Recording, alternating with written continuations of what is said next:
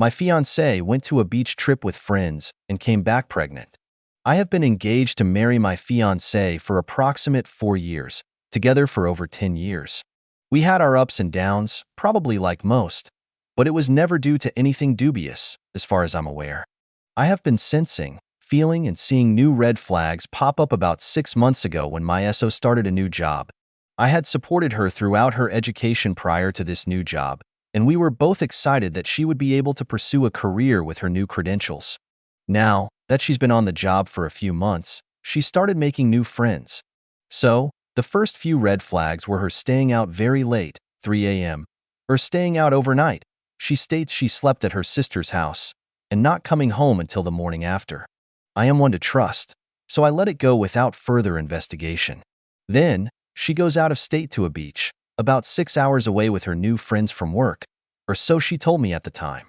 Apparently, when she was at this beach trip, she met a guy at a bar and they proceeded to have sex.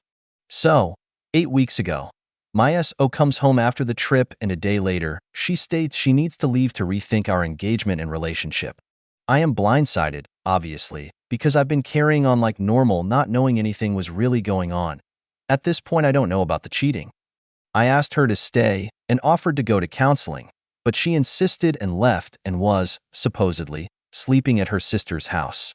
She eventually did come back and stated she wanted to work on things, and also confirmed she would be willing to go to couples counseling. 3 weeks ago, she tells me she's pregnant. Again, I'm one to trust, so I assume it's mine as we've been trying for a while to start a family. I get excited and start making baby plans, bought baby books, corner protectors, etc. However, I had those red flags pop up in my mind and my thoughts started to spiral. So, I told her I would like to have a paternity test done to confirm I'm the father. I stated that I trusted her, but I explained it as my own insecurity and needed to fulfill this request. She was upset that I made the request, and we pushed it aside for a while. I brought up the paternity test again this Friday at home, as we were discussing the baby.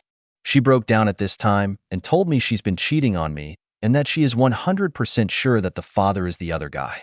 She then told me she made an appointment for an abortion for the next day. I was shocked, to say the least, and my heart was broken. I didn't freak out, I'm still waiting for that to happen if I'm honest, and told her I would take her to her abortion appointment as it was over an hour away and didn't want her getting sick or something on the way home.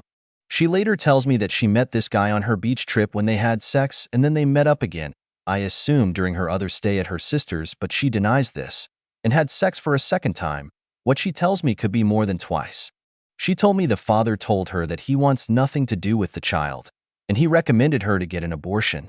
She's been wanting a baby for a while, so this was difficult for her to hear, I'm sure. He also suggested that she get me to raise it.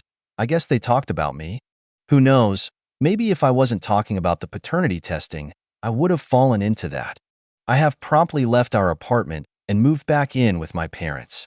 She is trying to say that she loves me, but I'm devastated and can't see anything being repaired at this point.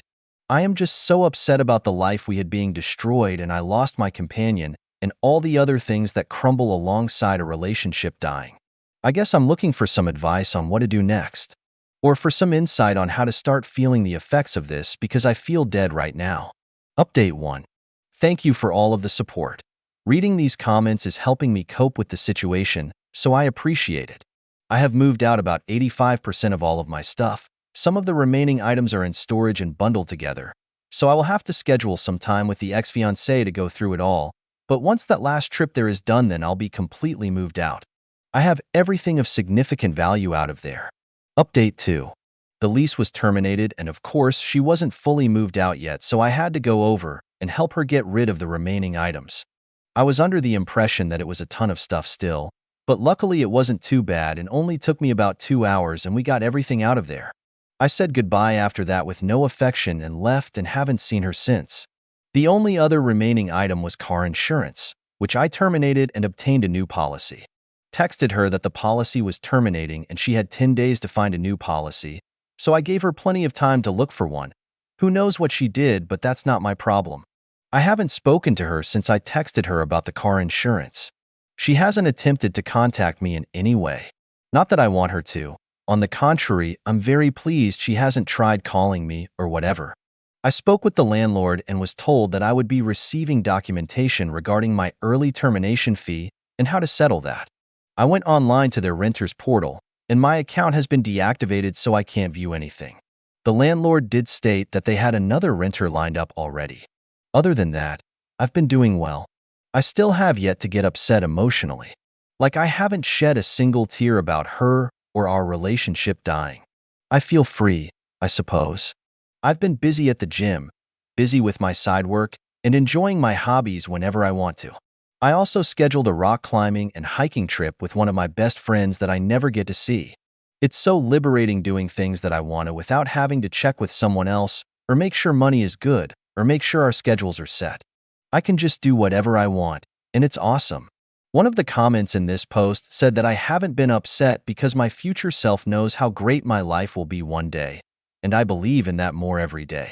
I feel like I was limited before, but now I don't have anything holding me back and I want to go experience all there is to see in life.